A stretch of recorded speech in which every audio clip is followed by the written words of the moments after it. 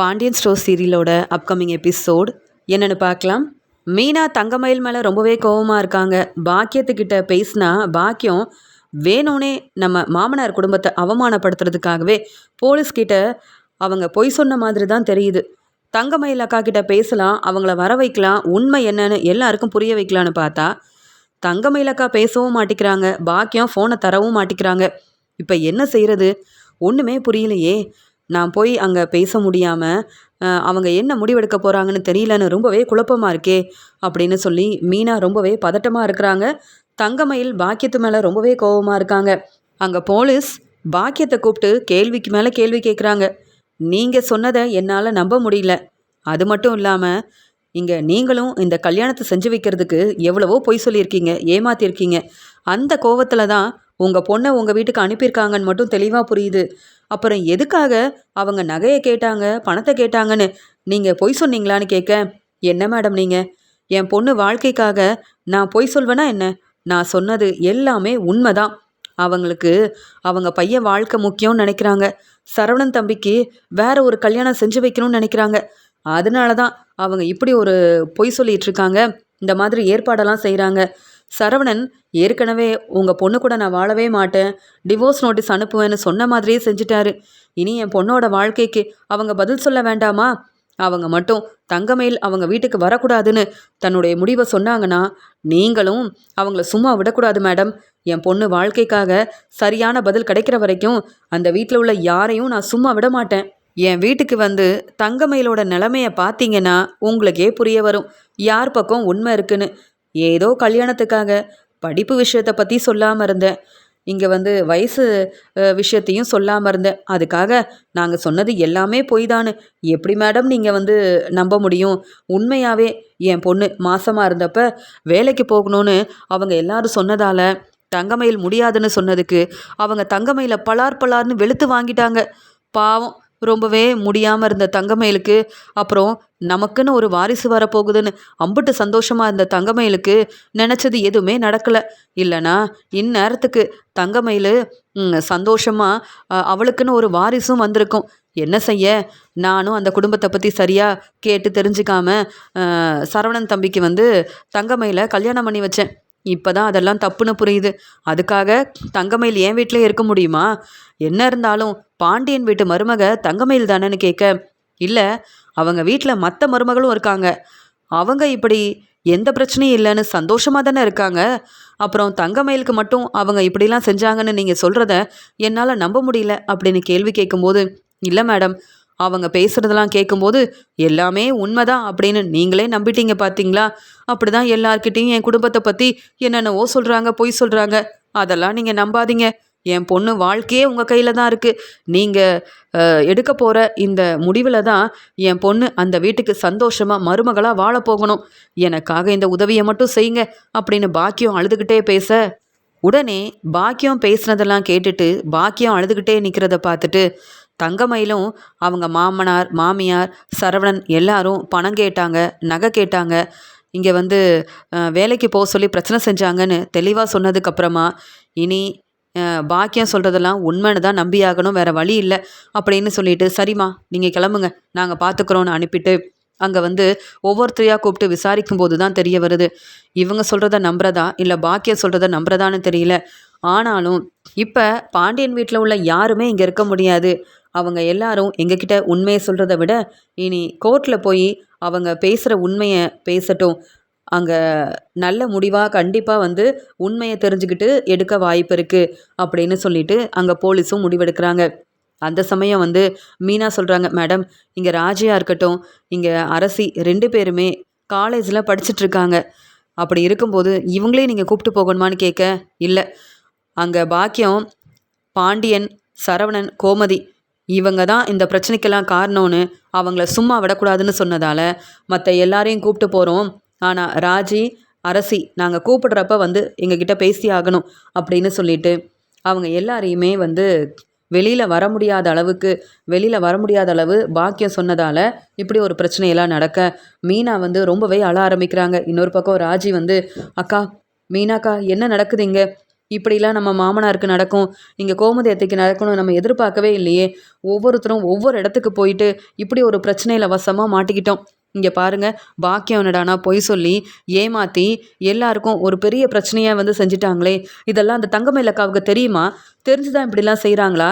இல்லை வேணும்னே இப்படியெல்லாம் தலை குனிஞ்சு நம்ம அவமானப்பட்டு நிற்கணுன்றதுக்காக திட்டம் போட்டு செய்கிறாங்களா? அப்படின்னு கேள்விக்கு மேலே கேள்வி கேட்ட ராஜி அழுதுகிட்டே இருக்க மீனா சொல்கிறாங்க, தங்கமயிலக்கா அவங்க அம்மா பேச்சை கேட்டுக்கிட்டு நடக்காததை நடந்ததா சொல்லிட்டு இருக்காங்க. உண்மையை சொல்லாமல் இப்படி எல்லாரும் ஏமாத்திட்டு இருக்காங்க. அதன் மூலமாக இங்கே நம்ம மாமனார் மாமியார்னு எல்லாரும் வெளியிலேயே வர முடியாத அளவு பிரச்சனையில் மாட்டிக்கிட்டாங்க. எப்படியாவது உண்மையை நிரூபிக்கணும். அதுக்கப்புறமா இங்கே நம்ம பாண்டியன் மாமா, சரவணன் மாமா, கோமதி அத்தைன்னு எல்லாரையும் நம்ம கண்டிப்பாக வீட்டுக்கு கூப்பிட்டு போகிறதுக்கு நிறைய வாய்ப்பு இருக்குது அப்படின்னு சொல்லும்போது, அக்கா இருந்தாலும் அவங்க எல்லாரையும் அவங்க தான் கூப்பிட்டு போயிட்டாங்களேக்கா, இனி எப்படிக்கா நம்ம கோமதி அத்தையை பார்க்குறது பேசுறது? பாண்டியன் மாமாவோட நிலைமை என்ன ஆகும்னு தெரியலையேக்கா. எவ்வளவோ நம்ம பக்கம் இருக்கிற உண்மையை சொல்லியும் அவங்க யாருமே புரிஞ்சுக்கலையே. அப்படி வந்து பாக்கியம் பொய் சொல்லி ஏமாத்திட்டு இருக்காங்களேக்கா. நம்ம தங்கமயிலக்கா வாழ்க்கை நல்லா இருக்கணும்னு எவ்வளவோ நம்ம தெரிஞ்ச உண்மையை கூட சொல்லாமல் எல்லாருக்கும் சப்போர்ட் பண்ணோம். ஆனால் இப்படி ஒரு நிலைமையில நம்மளை கொண்டு வந்து பாக்கியம் நிப்பாட்டிட்டாங்களே. இனி அவங்கள எப்படிக்கா சும்மா விடுறது? எப்படியாவது கோமதி அத்தையை வெளியில் கூப்பிட்டு வரணும். பாண்டியன் மாமா, சரவணன் மாமான்னு எல்லாருக்கும் உதவி செய்யணும். கதிர் வேற இப்போ இல்லை, என்ன செய்யணும் தெரியலையேக்கா அப்படின்னு ராஜி ரொம்பவே அழ ஆரம்பிக்கிறாங்க. ராஜி அழுகிறத பார்த்த உடனே இங்கே முத்துவேலும், ராஜி அழாத ராஜி, எப்படியோ நீங்களாவது இனி வீட்டுக்கு போகலாம். ஆனால் கோமதியை கண்டிப்பாக நாங்கள் வெளியில் கொண்டு வருவோம். நம்ம வக்கீல்கிட்ட நான் பேசியிருக்கேன். நம்ம பக்கம் உண்மை இருக்குன்னு புரிய வைப்போம். ஆனாலும் நம்ம பக்கம் எந்த ஒரு ஆதாரமும் இல்லை. நாங்களும் பாண்டியனுக்காக என்னைக்கும் இல்லாமல் இங்கே ரொம்பவே சப்போர்ட் பண்ணி பேசினோம். எனக்கு தெரியும் இந்த விஷயத்தில் பாண்டியன் எந்த தப்பும் செய்யலை. கோமதி இப்படிலாம் பணம் நகை கேட்டிருக்க வாய்ப்பே இல்லைன்னு போலீஸ்கிட்ட தெளிவாக நம்ம பக்கம் இருக்கிற உண்மையை சொல்லியும் பாக்கியத்தால் தான் இப்படி ஒரு முடிவு எடுத்துட்டாங்க. இனி நம்ம கோர்ட்டில் தான் இந்த பிரச்சனையை பார்க்க வேண்டியதாக இருக்கும். அவங்க என்ன முடிவெடுக்கிறாங்களோ அதுதான், அதை நம்ம ஏற்றுக்கிட்டு தான் ஆகணும், வேறு வழி இல்லை அப்படின்னு சொல்லும்போது, தங்கமயிலே வந்து உண்மையை சொன்னால் மட்டும்தான் எல்லாருக்கும் புரிய வரும். தங்கமயில் பாக்கியம் பேச்சை கேட்டுக்கிட்டு, நான் சொன்னது எல்லாமே உண்மைதான், இந்த குடும்பத்தில் உள்ள எல்லாரும் பணம் நகை கேட்டு எனக்கு பிரச்சனை செஞ்சாங்கன்னு மறுபடியும் சொல்லிட்டாங்கன்னா என்றைக்குமே பாண்டியன், சரவணன், கோமதி வெளியில் வரவே முடியாது. தங்கமயில் உங்கள் வீட்டு மருமகளா இப்போ வரைக்கும் எந்த பிரச்சனையும் செய்யாமல் பொறுப்பான மருமகளாக இருக்கிறத பார்த்துட்டு பாண்டியன் வந்து சரவணனுக்கு ஏற்ற மாதிரி தான் இந்த கல்யாணத்தை செஞ்சு வச்சுருக்காருன்னு நான் நினச்சேன். இப்போ தானே தெரியுது இந்த குடும்பத்தை பற்றி சரியாக விசாரிக்காமல் இப்படி வசமாக மாட்டிக்கிட்டாங்கன்னு. தங்கமயில் வந்தால் மட்டும்தான் இந்த பிரச்சனையை சமாளிக்க முடியும், உண்மையை நிரூபிக்க முடியும், இவங்க எல்லாரையும் வெளியில் கொண்டு வர முடியும். இல்லையா இந்த பிரச்சனையிலேருந்து நம்ம யாருமே வெளியில் வர முடியாது அப்படின்னு இங்கே முத்துவேல் பேசுகிறத கேட்ட உடனே இங்கே வந்து ராஜி சொல்கிறாங்க, அக்கா என்னக்கா செய்கிறது? தங்கமயிலக்காவை பார்க்க முடியாது, பேசவும் முடியாது, அப்புறம் எப்படிக்கா அவங்க வந்து உண்மையை சொல்லுவாங்க? ஒன்றுமே புரியலையே. கதிரும் நானும் இப்போ தான் ஒருத்தர் புரிஞ்சுக்கிட்டோம். அதுக்குள்ளே தங்கமயில் அக்காவால் இம்புட்டு பெரிய பிரச்சனை வரும்னு நான் எதிர்பார்க்கல. என்ன செய்யன்னு ஒன்றுமே புரியல அப்படின்னு இங்கே ராஜி கதிரை நினச்சி ரொம்பவே மனசு வேதனைப்படுறாங்க. கதிர் வந்து சரவணன் மாமாவுக்கு உதவி செய்யணும்னு நினச்சாரு. வீட்டில் உள்ள எல்லாரும் சந்தோஷமாக இருக்கணும்னு தான் நினைப்பாரு. ஆனால் தங்கமயிலக்கா குடும்பத்தை பற்றி யோசிக்காமல் இங்கே மறுபடியும் அந்த வீட்டுக்கு மருமகளாக வரணும்னா பாக்கியம் பேச்சை கேட்டால் தான் சரிப்பட்டு வரும்னு இப்படி ஒரு வேலையை செஞ்சு எல்லாரையும் போலீஸ்கிட்ட வசமாக மாட்டி விட்டு எல்லாரும் முன்னாடியும் தலகுனியை வச்சுட்டாங்கல்ல. அப்போ நானும் சும்மா விட மாட்டேன். பேசாமல் நகையை பற்றின உண்மையை சொல்ல தான் போகிறேன். அது மட்டும் இல்லை, இங்கே எல்லாரும் முன்னாடியும் கண்டிப்பாக தங்கமயிலக்கா மாசமாக இருந்திருந்தா கண்டிப்பாக அவங்களுக்கு எந்த பிரச்சனையும் வந்திருக்காது. மாசமாக இருக்கிறதா தங்கமயிலக்கா போய் தான் சொல்லியிருக்காங்கன்னு நான் அவங்க ஏற்கனவே வந்து ஹாஸ்பிட்டல் போயிருந்தாங்க. அங்கே இருக்கிற டாக்டரை கூப்பிட்டு வந்து உண்மையை சொல்ல வைப்பேன். இனி தங்கமயிலக்காவை நான் சும்மா விட மாட்டேன் அப்படின்னு ராஜி இருக்கிற கோவத்தில் பேச உடனே மீனா சொல்கிறாங்க, ராஜி நீ சொல்கிறது எல்லாமே சரிதான். இவங்களை இப்படியே நம்ம வந்து அமைதியாக இருந்தால் இவங்க சும்மா இருக்க மாட்டாங்க போல். நான் வந்து தங்கமயிலக்கா கிட்ட பேசணும்னு ஃபோன் பண்ணேன். பாக்கியம் என்னை பேச விடலை. போனால் போதும் தான் நான் உன்னை பற்றி சொல்லலை. நீயும் இனி தங்கமயில்கிட்ட பேசணும், தங்கமயில் மனசை மாற்றணும்னு நினச்ச. அப்புறம் இவங்க கூட சேர்ந்து நீயும் வெளியில் வர முடியாது, என்னால் எல்லாமே செய்ய முடியும் அப்படின்னு பேசுகிறாங்க. இப்படிலாம் பேசுகிற பாக்கியத்துக்கு சரியான பாடம் புகட்ட வேண்டாமா? கொஞ்ச நாள் பொறுமையா இரு. நம்ம எல்லார் முன்னாடி உண்மையை சொல்ல தான் போகிறோம். நம்ம மாமனார் மாமியார் எந்த தப்பும் செய்யலைன்னு அவங்கள கண்டிப்பாக வெளியில் கொண்டு வர தான் போகிறோம். பொய் சொல்லி ஏமாத்திட்டு இருக்க பாக்கியத்துக்கு சரியான பாடம் புகட்ட தான் போகிறோம் அப்படின்னு சொல்லும்போது அரசி ரொம்பவே அழ ஆரம்பிக்கிறாங்க. அண்ணி, எப்போ இதெல்லாம் நடக்கும்? என் அம்மாவையும் அப்பாவையும் பார்க்க முடியாதா? பாவம் சரவணன் அண்ணன் என்ன தப்பு செஞ்சாரு? யாருக்கு என்ன பிரச்சனை வந்தாலும் முதல்ல வந்து சப்போர்ட் பண்ண வர்றது சரவணன் அண்ணன் மட்டும்தான். அவரோட வாழ்க்கையிலேயே பிரச்சனை செஞ்சுட்டு இப்போ தங்கமயில் அண்ணி வந்து பொய் சொன்னதெல்லாம் விட்டுட்டு இப்போ நாம தான் நகையை கேட்டோம், பணத்தை கேட்டோம் அப்படின்னு என்னென்னவோ சொல்லி இப்படி என் அம்மா அப்பா இவங்கள ரொம்பவே அவமானப்படுத்திட்டாங்க இந்த பாக்கியம். அண்ணி, எப்போ என் அப்பா கிட்ட பேச முடியும்? என் அண்ணனை பார்க்கணும். என்னால் இப்படியெல்லாம் இருக்க முடியாது அண்ணி. நீங்கள் தான் உண்மையை நிரூபிக்கணும் அப்படின்னு ராஜுக்கிட்டேயும் மீனாக்கிட்டேயும் அழுதுகிட்டே இருக்கிறாங்க இங்கே வந்து அரசி. இதெல்லாம் பார்த்துட்டு இருக்க முத்துவேல் வந்து சக்திவேல் கிட்ட வந்து சொல்கிறாரு, இத்தனை நாள் பாண்டியன் மேலையும் கோமதி மேலையும் ரொம்பவே கோபமாக இருந்தேன். பேசவே கூடாது, அவங்களுக்கு பிரச்சனை வரதெல்லாம் பார்த்து சந்தோஷப்பட்டிருக்கேன். ஆனால் இப்போ என் தங்கச்சிக்கு இப்படி ஒரு நிலைமை வந்துருச்சேன்னு நினைக்கும் போது என்னால் தாங்கிக்கவே முடியலன்னு கண்கலங்கி நிற்கிறாரு முத்துவேல். பழனி கோமதியை நினச்சி அழுதுகிட்டே இருக்காங்க. இப்படி என் அக்கா மச்சான் மச்சானோட பசங்கன்னு எல்லாரையும் கூப்பிட்டு போயிட்டாங்களே, இப்படிலாம் நடக்கணும்னு நான் எதிர்பார்க்கவே இல்லை. அண்ணே, என்னென்ன நீங்கள்லாம் இருக்கும்போதே இப்படி நடக்குது என்னதான் இங்கே வந்து பாண்டியன் மேலே கோவம் இருந்தாலும் நீங்கள் உதவி செஞ்சுருக்கலாம்லன்னு சொல்லும்போது நாங்களும் எவ்வளவோ உதவி செய்யணும்னு நினச்சோம். என்றைக்கும் பாண்டியனுக்காக நான் சப்போர்ட் பண்ணி பேசினதில்லை, உதவி செய்யணும்னு நினச்சதில்லை. ஆனால் பாண்டியன் குடும்பத்துக்காக இன்றைக்கி நான் போலீஸ்கிட்ட பேசினேன். அவங்களும் உண்மை என்னென்னு புரிஞ்சுக்கிட்டாங்க. இருந்தாலும் இப்போதைக்கு இங்கே இருக்க முடியாதுன்னு கூப்பிட்டு போயிருக்காங்க. நம்ம வக்கீல்கிட்ட பேசியிருக்கேன். சீக்கிரமாகவே எல்லாரையும் வெளியில் கொண்டு வந்துடலாம். நீ கவலைப்படாமல் இரு பழனி. இங்கே இருந்து இப்படியே அழுதுட்டு இருந்தா ஒன்றும் நடக்க போகிறதில்ல. நீ வீட்டுக்கு வா அப்படின்னு ஆறுதலாக பேசிட்டு எல்லாரும் வீட்டுக்கு கிளம்பி போகிறாங்க. இங்கே பழனி, முத்துவேல், சக்திவேல் இங்கே வந்து வீட்டுக்கு கிளம்பி போக இங்கே வடிவு சொல்கிறாங்க, அத்தை உங்கள் பசங்க வந்துட்டாங்க அப்படின்னு சொன்ன உடனே அப்பத்தான் முத்துவேல், இங்கே கோமதியை கூப்பிட்டு வந்துட்டீங்கல்ல, என் பேத்தி ராஜி எங்கே? அவங்கள பார்க்கணும், பேசணும், எந்த பிரச்சனையும் இல்லைல்ல அப்படின்னு அழுதுகிட்டே கேட்குறாங்க. உடனே சக்திவேல், அம்மா நாங்களும் எங்கள் தங்கச்சி கோமதி, இங்கே அண்ணன் பொண்ணு ராஜின்னு எல்லாரையும் கூப்பிட்டு வந்துடணும் தாம்மா நினச்சேன். பாண்டியனுக்கு ஒரு பிரச்சனைனா நாங்கள் கண்டுக்க மாட்டோம், நல்லா அனுபவிக்கட்டும்னு நினைப்போம்.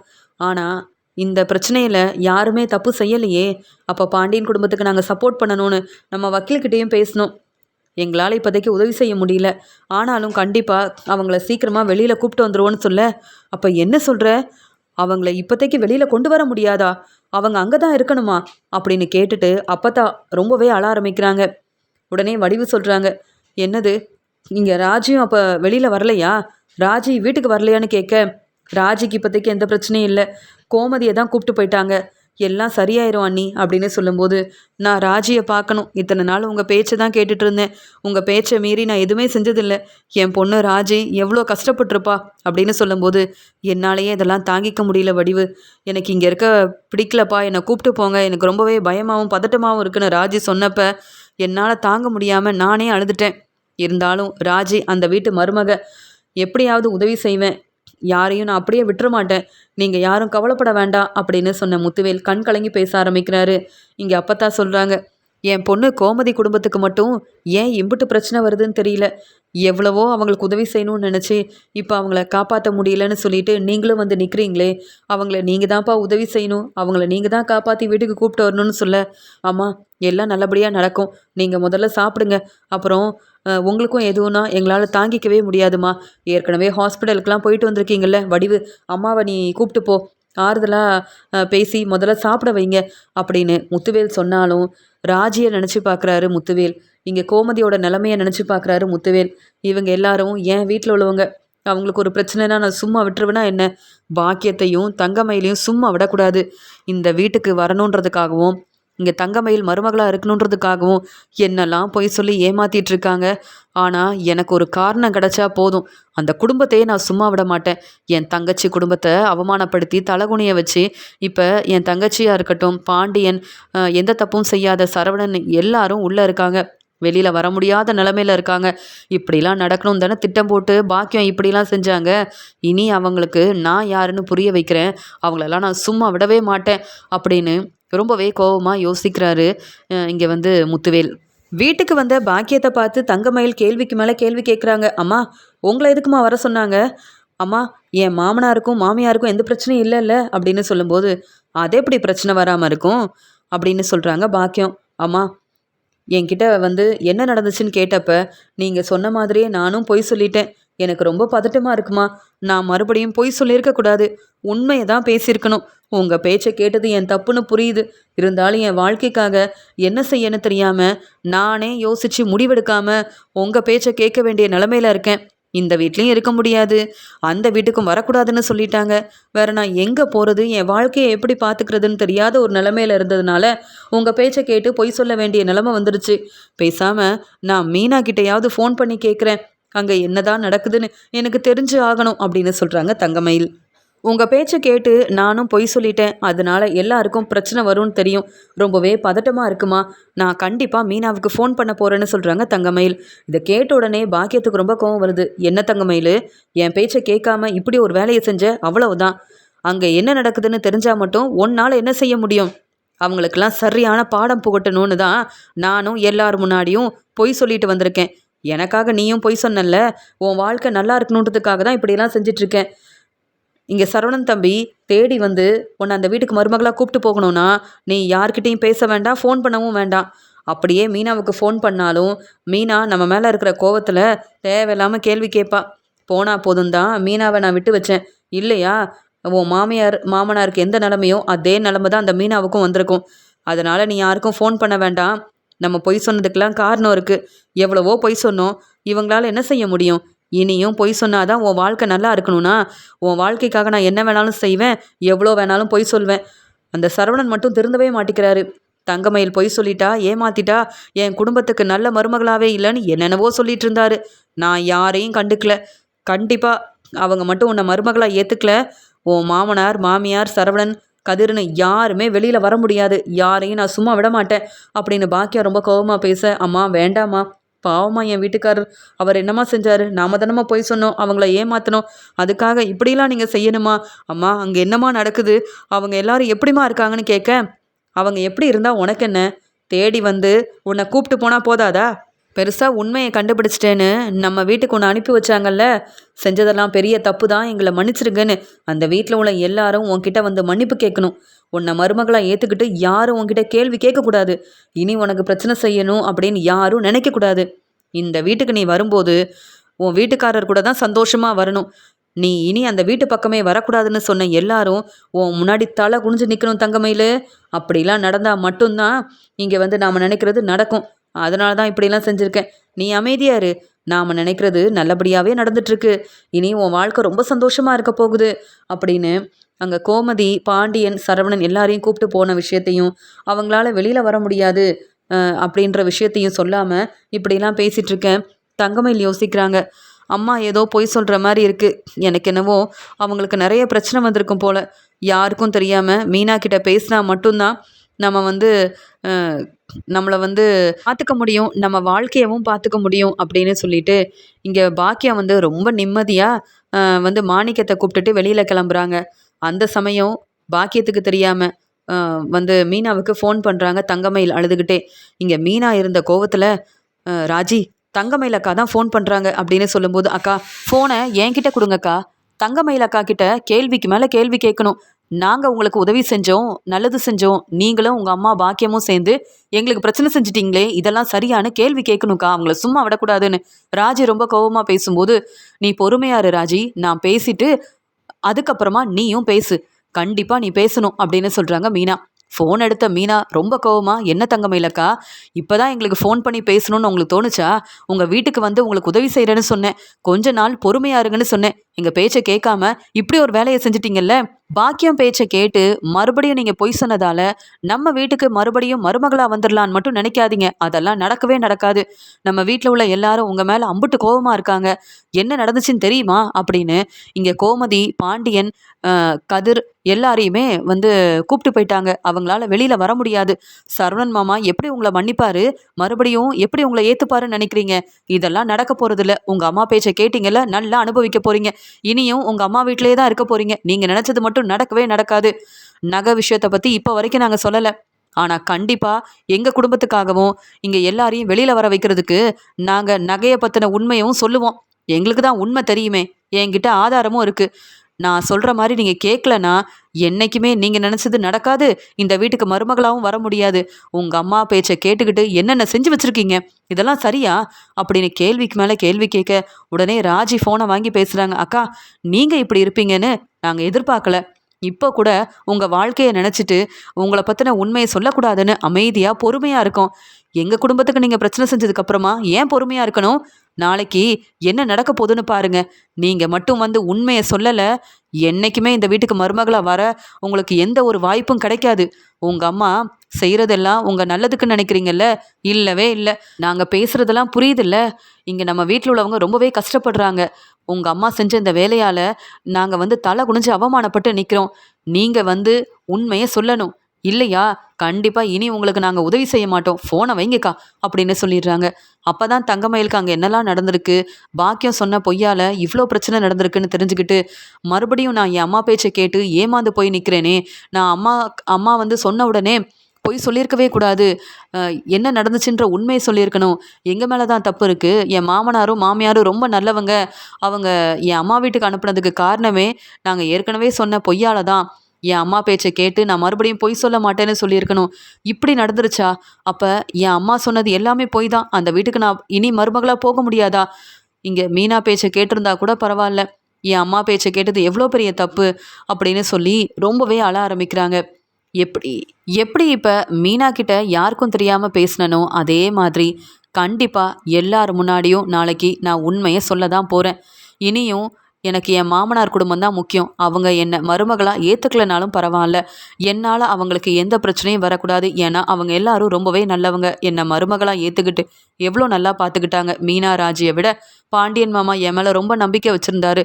நான் என்ன சொன்னாலும் அது உண்மையாக தான் இருக்கணும் தலையில் தூக்கி வச்சு கொண்டாடினாரு.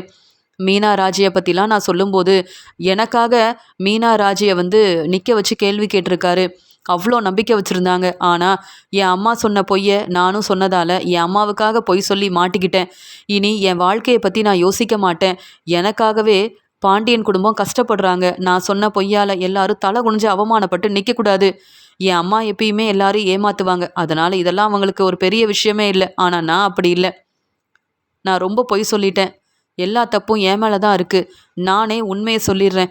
நகை விஷயத்தை பற்றி தெளிவாக நானே சொல்லிடுறேன் அப்படின்னு முடிவெடுக்கிறாங்க.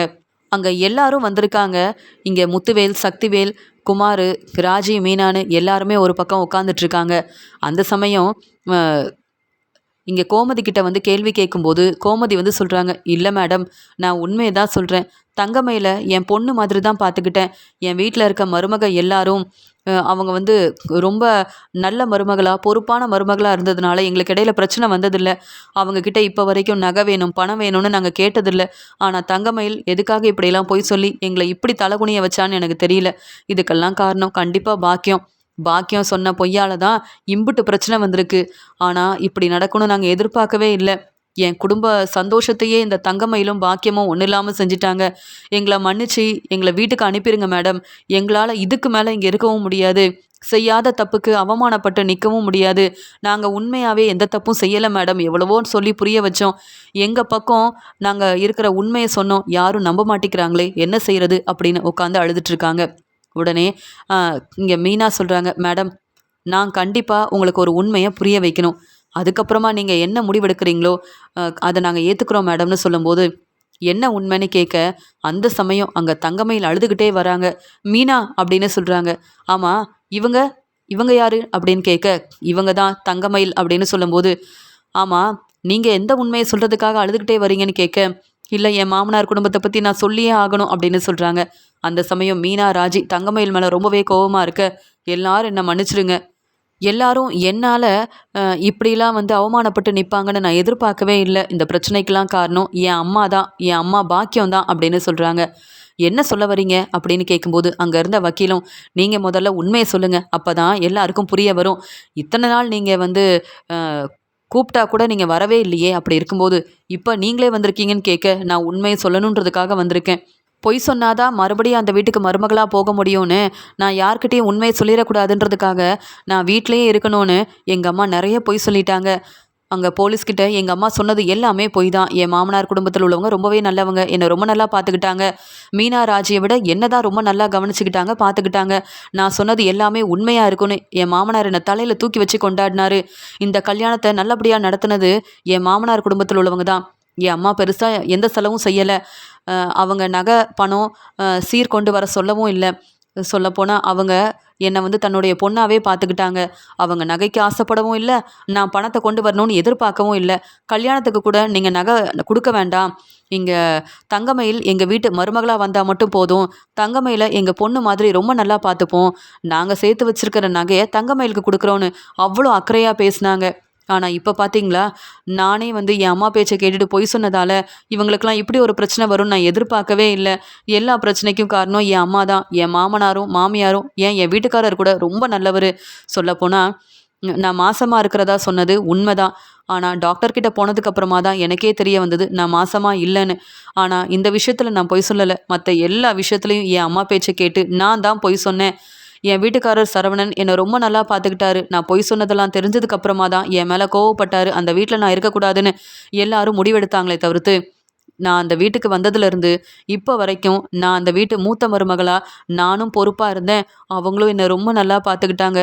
என் மாமனார் குடும்பத்தில் உள்ளவங்க ரொம்ப நல்லவங்க. அவங்க மேலே எந்த தப்பும் இல்லை. அவங்கள வீட்டுக்கு அனுப்பிடுங்க, அவங்களுக்கு எந்த பிரச்சனையும் செய்ய வேண்டாம் அப்படின்னு அழுதுகிட்டே உண்மையை சொல்லிடுறாங்க. நகை விஷயத்த கூட இப்போ வரைக்கும் மீனாவும் ராஜியும் எனக்காக சொல்லாமல் இருந்தாங்க. அப்படி இருக்கும்போது இவங்களுக்கெல்லாம் நான் உதவி செய்யாமல் என் வாழ்க்கை தான் முக்கியம்னு என் அம்மா பேச்சை கேட்டுட்டு இருந்தா சரிப்பட்டு வராதுன்னு தான் நான் உண்மையை சொல்லிட்டேன். என் அம்மா பேச்சை கேட்டு மறுபடியும் மறுபடியும் பொய் சொன்னதால் இவங்க எல்லாரும் இப்போ இந்த நிலமையில இருக்காங்க. மாமா என்னை மன்னிச்சிருங்க, அத்தை என்னை மன்னிச்சிருங்க அப்படின்னு எல்லார் முன்னாடியும் தங்கமயில் அழுதுகிட்டே நிற்கும்போது, ஒன்னால் நாங்கள் அங்கே வந்து எவ்வளோ கஷ்டப்பட்டோம் தெரியுமா, வெளியில் வர முடியாத நிலமையில இருக்கிறோம். நீ என்னடானா உங்கள் அம்மா பேச்சை கேட்டு இப்படி பொய் சொல்லி எங்களை ஏமாத்திட்டு இருக்கல்ல, இப்படி பொய் சொன்னால் எப்படி எங்கள் வீட்டுக்கு மருமகளா நீ வர முடியும்? இல்லை சரவணன் எப்படி மனசு மாறுவான்? மீனா, ராஜி, நீங்களாவது இந்த உண்மையை முன்னாடியே சொல்லியிருந்தா நம்ம குடும்பத்துக்கு இவ்வளோ பெரிய பிரச்சனை வந்திருக்காது. பாக்கியம் இப்படிலாம் செஞ்சுருக்க வாய்ப்பே இருந்திருக்காது. நீங்களும் தங்கமயில் வாழ்க்கைக்காக இப்படி இந்த உண்மையை சொல்லாமல் இருந்துட்டீங்கல்ல அப்படின்னு கோமதி அழுதுகிட்டே கேள்வி கேட்க, எங்களை மன்னிச்சிருங்க அப்படின்னு மீனாவும் ராஜியும் மன்னிப்பு கேட்குறாங்க. உடனே யார் பக்கம் நியாயம் இருக்குது, யார் உண்மையை சொல்கிறாங்கன்னு தெரிஞ்சுக்கிட்டு பாக்கியம் வேணும்னே திட்டம் போட்டு தங்கமயிலும் பாக்கியமும் இத்தனை நாள் பொய் சொல்லி ஏமாத்திருக்காங்க. கல்யாணத்துக்காக இவங்க சொன்னது எல்லாமே பொய் தான். அதனால தான் பாண்டியன் குடும்பத்தில் உள்ளவங்க இப்படி ஒரு முடிவு எடுத்திருக்காங்க. சரவணன் டிவோர்ஸ் நோட்டீஸ் அனுப்பியிருக்கிறாரு. சொல்லப்போனால் பாண்டியன் வீட்டில் உள்ள எல்லாருமே ரொம்ப நல்லவங்க, அவங்க மேலே எந்த தப்புமே இல்லை அப்படின்னு புரிஞ்சுக்கிட்டு இங்கே தெளிவாக முடிவை சொல்ல ஆரம்பிக்கிறாங்க. பாண்டியன் குடும்பத்தில் உள்ள எல்லாரும் மறுபடியும் வீட்டுக்கு போகலாம், அவங்க மேலே எந்த தப்பும் இல்லை. ஆனால் பாக்கியம் தங்கமயில் திட்டம் போட்டு இந்த குடும்பத்தை ஏமாத்துறது மட்டும் இல்லாமல் போலீஸ்கிட்ட வந்து நிறையா பொய் சொல்லியிருக்காங்க. எல்லாரும் வந்து நகை கேட்டாங்க, பணம் கேட்டாங்க அப்படின்னு சீர்கொண்டு வர சொன்னாங்கன்னு சொல்லி பிரச்சனை செஞ்சுட்டு பிரச்சனை பண்ணியிருக்காங்க, பிரச்சனை செஞ்சுருக்காங்க. அது மட்டும் இல்லாமல் வேலைக்கு போக சொல்லி இங்கே கோமதியும் பாண்டியனும் பிரச்சனை செஞ்சதால தான் என் பொண்ணு தங்கமயிலுக்கு வந்து வாரிசு வரப்போகுதுன்னு நினச்சோம். ஆனால் இம்புட்டு பிரச்சனை வந்ததால் அப்படி ஒரு வாய்ப்பு என் பொண்ணு தங்கமயிலுக்கு கிடைக்கல அப்படின்னு இங்கே பாக்கியம் சொன்னது எல்லாமே பொய் தான். தங்கமயில் மாசமாவே இல்லைன்னு டாக்டர் தெளிவாக சொன்ன ஆதாரம் எங்ககிட்ட இருக்குது. அந்த ஆதாரத்தெல்லாம் பார்த்ததுக்கப்புறமா பாக்கியம் சொன்னது எல்லாமே பொய் தான்னு தெரிய வருது.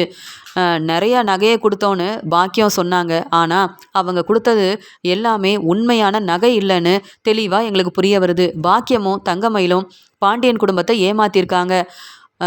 அந்த உண்மை தெரிஞ்ச உடனே அவங்க மேலே எந்த தப்புமே இல்லைன்னு நிரூபிக்கிறதுக்காக மறுபடியும் பொய் சொல்ல ஆரம்பிச்சிருக்காங்க.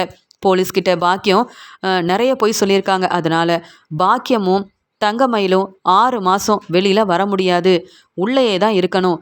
அது மட்டும் இல்லாமல் அவங்க எப்படியாவது பாண்டியன் குடும்பத்தை அவமானப்படுத்தணும், தலகுனிய வைக்கணும்னு நினச்சதுக்காக அவங்க 10,000 ரூபா பணமும் கொடுக்க வேண்டியது இருக்கும் அப்படின்னு சொல்லி அங்கே தன்னுடைய முடிவை சொன்னதை கேட்டுட்டு இங்கே கோமதி ரொம்ப சந்தோஷப்படுறாங்க.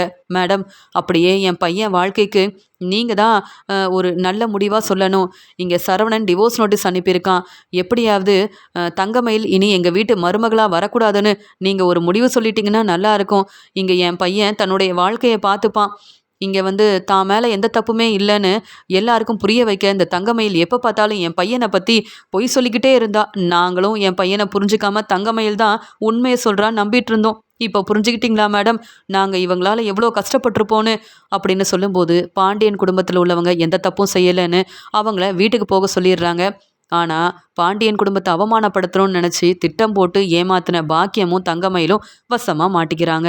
தங்கமயிலையும் இங்கே பாக்கியத்தையும் போலீஸ் கூப்பிட்டு போயிடுறாங்க. ஆனால் இனி வெளியிலேயே வர முடியாது போல, பாக்கியம் இப்படி ஒரு வேலையை செஞ்சிட்டாங்களேன்னு கண்கலங்கி நின்ன பாண்டியனோட குடும்பம் எந்த தப்பும் செய்யலைன்னு அங்கே எல்லாருக்கும் புரிய வந்ததால் வெளியில் வந்துடுறாங்க. மீனா ரொம்ப கோவமா பாக்கியத்துக்கிட்ட கேள்விக்கு மேலே கேள்வி கேட்குறாங்க. நீங்கள் எங்கள் குடும்பத்தை அவமானப்படுத்தணும், தலகுனிய வைக்கணும்னு நினச்சிங்க, அதான் உங்களுக்கு இப்படி ஒரு நிலைமை. தங்கமயிலக்கா, இனியாவது உங்கள் அம்மா பேச்சை கேட்காதீங்க. நீங்களா யோசிச்சு ஒரு நல்ல முடிவா எடுங்க. அவ்வளவுதான் சொல்ல முடியும். நான் கிளம்புறேன் அப்படின்னு மீனா கிளம்பிடுறாங்க. இனி நான் பொய் சொல்ல மாட்டேன், யாரையும் ஏமாத்த மாட்டேன். என் அம்மா பேச்சை கேட்டதுக்கு தான் இப்படி ஒரு நிலைமை எனக்கு வந்திருக்கு அப்படின்னு பதில் பேச முடியாம அங்க தலை குனிஞ்சு நிற்கிறாங்க தங்கமயில். இனி தங்கமயில் பாக்கியம் நமக்கு பிரச்சனை செய்ய மாட்டாங்க, நம்ம பக்கம் உண்மை இருக்குன்னு எல்லாரும் புரிஞ்சுக்கிட்டாங்க. சரவணா, இனி நீ நிம்மதியா இரு, சந்தோஷமா இரு அப்படின்னு இங்க வீட்டில் உள்ள எல்லாரும் சரவணனுக்கு ஆறுதல் சொல்றாங்க. மீனா பேசின பேச்சால தங்கமயில் தேடி வந்து உண்மையை சொன்னதால பாண்டியன் வீட்டில் உள்ள எல்லாருமே தன்னுடைய வீட்டுக்கு வந்ததால பாண்டியன் ரொம்ப சந்தோஷப்படுறாரு.